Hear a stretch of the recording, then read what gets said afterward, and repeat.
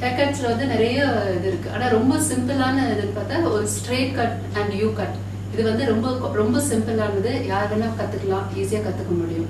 இப்போ straight cut பண்றதுக்கு முதல்ல நம்ம கட்ஸ் பண்ணும்போது செக்ஷன்ஸ் தான் முக்கியமானது.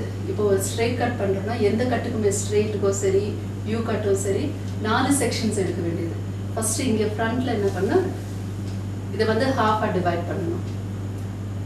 நெத்திலேருந்து நேராக வகுடு எடுக்கிற அந்த அதே லெவலில் பேக் வரைக்கும் போய்